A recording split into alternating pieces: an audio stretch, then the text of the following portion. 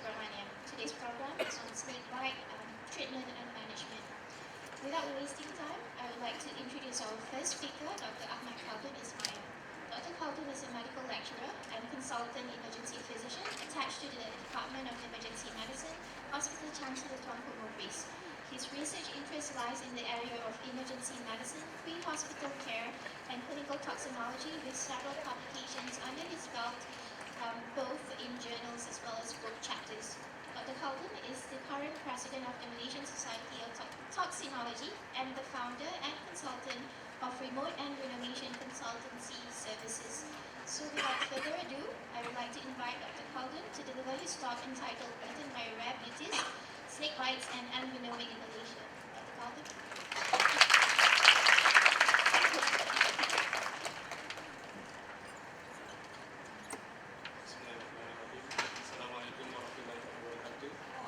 Very good afternoon. Thank you for inviting me this afternoon. It's my first time here in Puncak, so it was a very interesting drive all the way from Cheras to this place. Luckily, my old GPS still works and you can detect Puncak. So you are lucky to have me today, and I'm lucky to be here as well. So a very interesting topic that you come up with this afternoon. This is my signature talk for medical students, especially for pharmacists. So are you guys here mainly pharmacists? Not yet lah, kan? If you're a student, not yet lah. Okay, that's fine. Just to share, we had a very, very interesting discussion during a conference in Sungai Petani about 2 or 3 weeks ago, and they were organized by pharmacists. Okay, and interestingly enough, the feedback that I received at the end of the talk was almost all the pharmacists that present during the discussion had new information about snake bite. Okay, so it's very, very interesting because they were the integral part. As pharmacists, you are an integral part of the whole services for healthcare. And one of the most important jobs of pharmacists regarding this topic is to provide the appropriate antivenom and adequate antivenom for the hospital that you're working in. So I'm talking about your future work here. Okay, so what information you received this afternoon probably will help you in the next couple of years, or 2 years, 4 years. How long is your course? 4 years. Oh my God, that's too long. I thought only 6 months. I wish I could join in the 6 months. Okay, let's talk about this topic. Enough of me chatting around. Can I use this thing?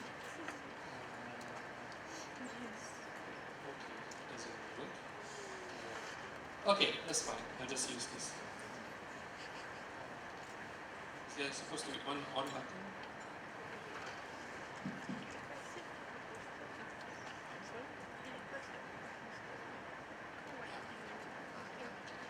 Right. So that's me. Yeah. I hope it doesn't disappoint you. I hope I look nicer live than on the picture. Anyway, the overview for the topic today. I'm only given about 45 minutes to talk. Snake bite and venoming in Malaysia in general. How to get the appropriate help if you need help. And I can assure you, pharmacists require help as well when a patient arrives to the hospital with snake bite and venoming. The appropriate management that you should what you call give to the patients, and obviously the appropriate antivenom. We need a bit of background on antivenoms. Okay. So everybody here has a mobile phone? Yes? Anybody who doesn't have? Who doesn't have? Please ask your dean for some support. Okay, it's very, very important to have mobile phones now, not just about communication, but also about information. So, can you all go to this website? Okay, and in here you will have more verified information for snake bites in Malaysia. Okay, so we are in Malaysia, right? Anybody here think that we are in the US?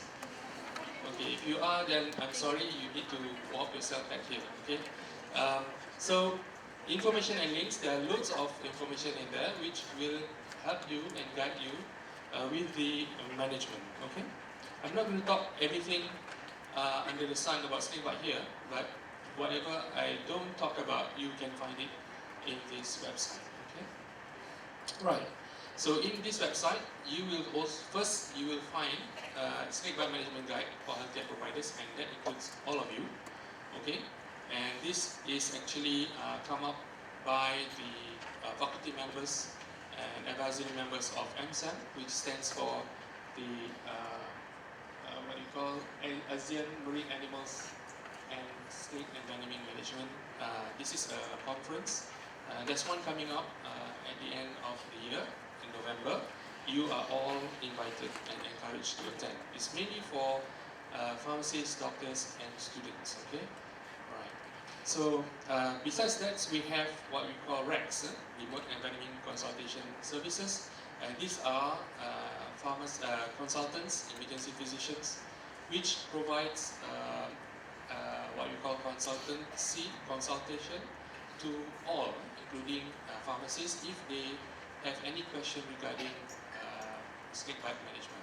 It's not just about snakebite, we also get consultation about poisoning, and we do get a lot of poisoning from mushrooms. Okay, so there's nothing to do about environment, but we do toxinology, so they will ask us if they have any query.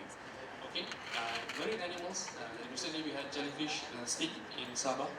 We had mushroom poisoning, the whole family go around picking mushroom. The father brought back home, the wife cooks and feed the children as well. So the whole family came with poisoning to the hospital in Kuantan. One more case was in Sabah. So Sabah apparently appears quite a lot in our consultation because they are very close to nature, I suppose. Okay, now in that group as well, in that link as well, you will find this image gallery. I'm not going to tell you every single snakes available in Malaysia. You can find it here. I've done a lot of photographing of these animals. You can find it in there as a guidance as to which snakes are considered as riskier to humans than others. Okay, so now back home here today now. It's important for us to identify the appropriate snake or the snake species. Okay, because it will definitely help us in our management. Right. So just a short quiz. Identify the species indigenous to Malaysia. Which one? This is your poster, right? So those who write this poster should know. Oh, we don't want to point fingers, but can you identify the species here? Okay, I'll give you a clue.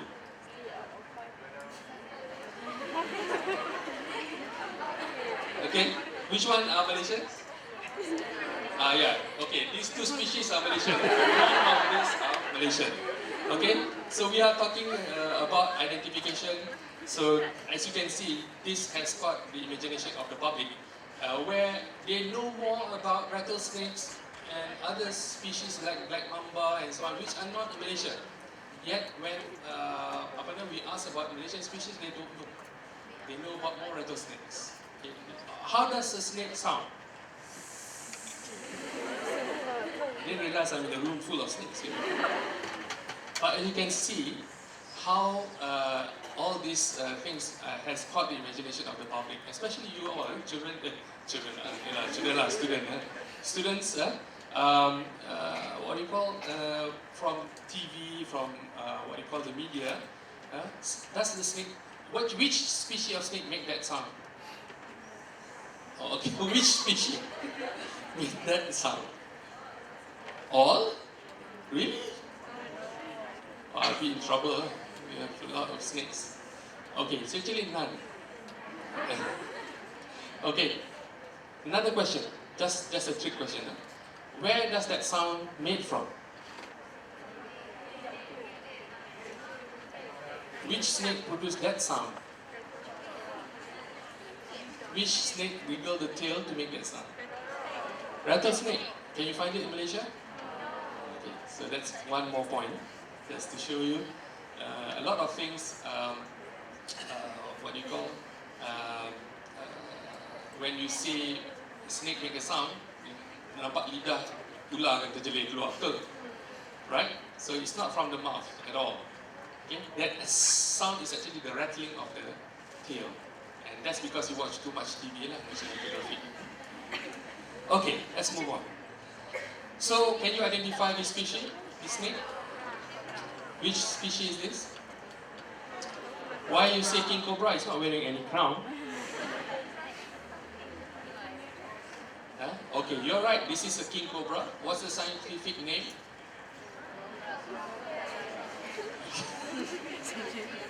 Ophiophagus hana. Okay? Ophiophagus hana. Ada siapa nama Hana sini?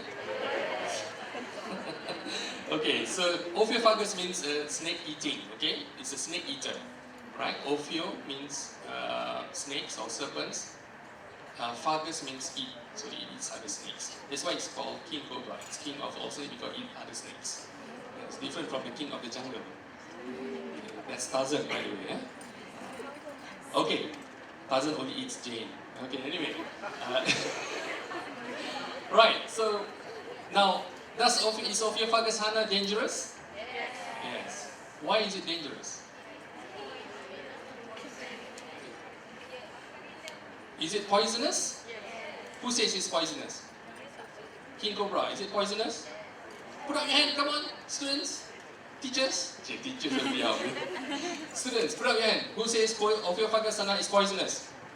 I know one teacher at the back there put up their hand. Please put up your hand, don't put it down. Who says it's venomous? Oh, kita dah tak fair. Okay, this is another issue. There's a difference between venom and poison. So we don't say king cobra as poisonous. You don't get poisoning from a bite by the snake.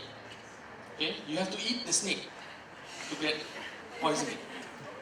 Alright, is that correct? Yes. Okay, so those who put up your hand just now, I know you ate snakes before. So basically, what we worry about is the venom. Yeah, snakes has venom and is produced in the gland, specialized gland, and this secretion is used mainly to kill the prey, digest the prey. Okay, so the digestion starts even before the snake is devoured. Okay, and the other one is actually for defense. So there's three things, three functions of the venom. Alright? So if you got bitten by a snake, does it mean that you're going to be eaten by the snake? No. Why then are you bitten? Anybody here got an experience of being bitten by a snake? Do you know what is a snake? Two of us are here. Anyway. Okay, so if you're bitten by a snake, most likely is because it's defending itself. Okay. Now, if you were to encounter the snakes and you kill the snake, okay, because it's defending itself, is that right or wrong? It's defending like orang Palestine yang pertahankan diri. Salah ke orang Palestine tu? No, so you don't kill snakes, okay? Right. So I'm just putting things into perspective. A lot of our misconception is that all snakes are dangerous. And therefore all snakes are allowed to be killed. Which is also not true. Yes, you got an experience to be bitten by a snake? You kill a snake. You're a snake killer. You're right. Yeah. No, the snake wants to run away from you. Yes. The reason why it bites you is only for defending itself. And how does it come into that situation is because it's cornered. You step on it. Imagine I step on you or I sit on you, my size, your size. What will you do? You will bite me too, right? So it's a pure defense mechanism. It doesn't say, "Oh, the cartoon looks delicious, I bite him." No, there's no such thing. It can't swallow us. Okay, we are too big for its belly. Okay, all right. So that's one misconception as well in the public, that all snakes are dangerous, which is not right. So we are actually concerned about some of the snakes which produce venom, and not all snakes has venom. Okay, only a few. We have about 180 different species, including sea snakes in our country. Only about 1/5 of that are considered as the land snakes. About 26 land snakes which are equipped with venom. Okay. So these are some of the signs that you will identify in someone who are bitten by a snake. So this is, maybe you can switch off the front light here, maybe a bit clearer to see. Okay, you can see what is this? Legs, okay. A man or woman? I don't know, okay. A man or woman? This is a woman, okay. Okay, so this is a leg. As you can see, it's bitten by a snake here. You can see the discoloration. But what appears here that we want to show is the swelling. Okay, so swelling after a bite by a venomous snake, okay, can be quite what you call marked. Okay, and it can spread as well. The swelling spreads. It doesn't stay in one place. I mean, spread means that from that side, elsewhere. And most of the time, it will spread proximally, because that's where the drainage of the lymphatics are. So the venom travels through the lymphatic channels, okay, before it reaches into the heart and recirculate into the system. So this is purely local, as you can see. But if the venom is being absorbed, it will enter the heart and then other parts of the body, causing systemic envenoming. Okay, understand? Dia tak ada gigit terus masuk jadi systemic envenoming. Right? So there's a period of time where a bite progresses from local symptoms to systemic symptoms. So that's why we have to observe the patient serially and closely. Right? Okay. So this is another sign, what we can see here. Anybody? And some of you were, but I think now open the eyes already. It's now was pseudotosis. Okay, so this is a real ptosis. Okay, ptosis means that you are unable to lift up the eyelid. Okay, it's caused by paralysis. Right? I know that I'm a doctor. I do on calls. So after night duty, the next day I will have ptosis as well. That's because of tiredness, nothing to do with snake bite. Okay, so this is a child bitten by a cobra. Okay. Actually, it's not just bitten, it was also sprayed by venom. Okay, this is a spitting cobra. This is a case in Sabah. She was sprayed into the eye, and the doctor only treated the spray of the venom on the eyes. But the child presented with this as well. So he misdiagnosed. So treated the eye, irrigate the eye as well. But the sign still present, and the child had some difficulty in breathing already. So it's very illogical, just from the spray you get systemic envenoming. So what I asked them to do, they consulted Rex, so we said, please examine the skull. Because the snake was found at the top of the bed. He was lying in bed, the snake was on the bed, and he woke up and the snake was, hello. Okay, so spray the venom on the face, but when we examined the skull, there was actually bite marks as well. So he was both bitten and also sprayed by the venom. So he had systemic envenoming from the bite, and he get venom ophthalmia. Okay, that's venom entering the eye. So we treated him with antivenom as well, and he recovered. Okay. Okay. What about this side? It's not just swelling, but also blistering. And if you puncture the blister, it will be chocolate. And that's mainly blood. So this is called hemorrhagic blisters, and you can see some local necrotic tissue around it forming. So this is a typical bite from a Malayan pit viper. Okay, nama Melayu Malayan pit viper? Ular kapak bodoh. Or ular kapak bodoh. It depends on how you say it. Okay, so so be careful. So what about the scientific name? Scientific name is not Malayan pit viper, that's English. Scientific is Calloselasma rhodostoma. Okay? Okay, so Malayan pit vipers are typically in the northern part of Peninsular Malaysia. Okay, you can't find it in Sabah and Sarawak. Therefore, there's no reason why antivenom for Malayan pit viper should be stopped in Sabah and Sarawak. There's no Malayan pit viper in Sabah and Sarawak. Just in case you got posted in Sabah and Sarawak in the next few years. Okay, please check your antivenom stock. If you find the Malayan pit viper, please donate it back to Selangor. And not anywhere in Semenanjung, but the northern part, Kedah, Kelantan, Perlis, northern part of Perak.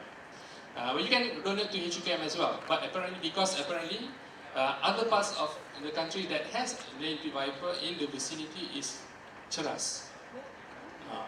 How did it get to Cheras? It's because it's not indigenous to Cheras. Okay? It's because somehow or other irresponsible people keep lady viper and they don't like it anymore. They release it in the area, and that area is a hutan simpan. But surrounding that hutan simpan is what you call housing area. So it propagates. Kalau buang seekor je mungkin tak, jantan tak masalah. Ini mungkin buang jantan betina. Like Adam and Eve coming down to heaven, coming down from heaven. Okay, so they propagate, or they release a pregnant snake, and it delivered successfully, creating a nice big population there. The recent case was 2 days ago, or 3 days ago, 4 days ago, sorry, in Ampang Hospital. It was in the car park of the Ampang Hospital. Someone entering the car got bitten on the leg. He wants to go home from the hospital, he decided that now had to be treated in the emergency department in the hospital. Okay, so, and he killed the snake lah, unfortunately.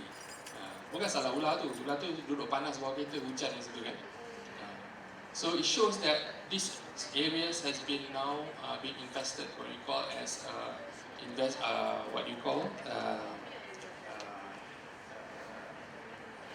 invasive species now. Okay, it's not indigenous but becoming invasive. So this is another threat to the community. Imagine if this was a child who saw a snake. Oh, nice, because it's a very beautiful snake. If your child saw it, you might want to touch it, and that's how people get bitten as well. So don't touch. Look on it. Okay, so for all these signs and symptoms, what we have to apply first is first aids, okay, or what we call bantu mula. So first aid comes in very simple method. This is one method. Is this right or wrong? Who says right? Okay, who says wrong? Who says don't know? Okay, there are more don't know. So who says right means you're wrong. Okay, this is wrong. You don't apply tourniquet anymore. Do not apply tourniquet to snake bite, because this tight tourniquet will also block the blood supply. Okay, and you get necrosis. That's another reason you watch the video after this. These are all other types of inappropriate first aid being applied. One is cut and suck. Pernah dengar? You cut the bite wound, then it's bleeding. Either you picit keluar, or you suck the wound. Then, very nice. Then you become Raja Besiok. Anyway, then does people think that snake bite cause swelling, right? What they do is they use a small saw blade and cut the skin. They say it will release. It's like microfasciotomy. Yeah? It releases all the jin and hantu from the wound. Another one is this one. They use what we call batu geliga, batu ular. They put on the bite mark and put the batu there. It will stick. So if the batu then falls off, means that it has already kenyang, sedut bisa. So this is all very strange kind of therapy. Okay. And people still practice it. What about this one in the middle? So this is actually a modern day tool to suck the wound. So as with your mouth doesn't work, this one sucks too. Okay? So please don't buy it. Okay? I'm not sure if it's able to play.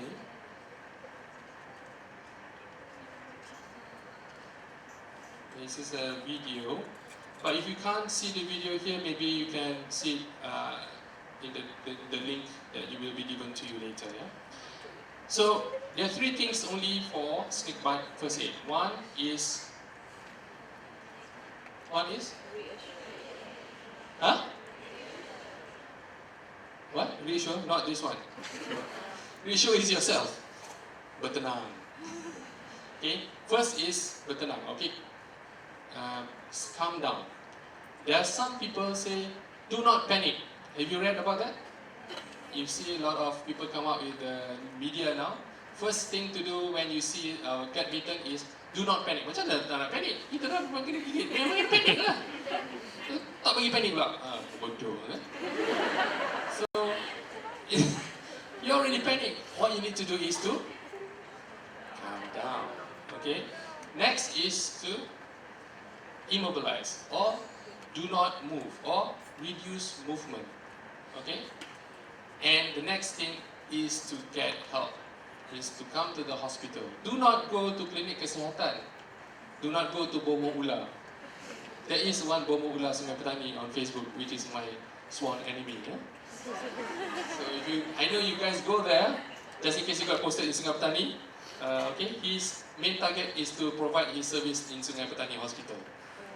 Okay, anyway, so these are all very simple things to do, so the public can actually get the appropriate treatment as soon as possible. So the idea about first aid is to get to the nearest hospital with emergency department, okay, as soon as possible. And obviously, the patient need to tell the doctor what happened. So in the hospital, now we're moving into your domain now. Okay, the management levels varies. The reason why I said just now is for patient to reach the hospital in the appropriate hospital is because there are limited things that can be done in various places.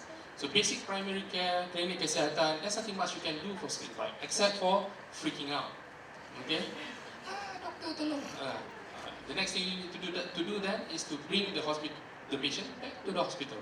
So that wastes time. Okay? Now we had one case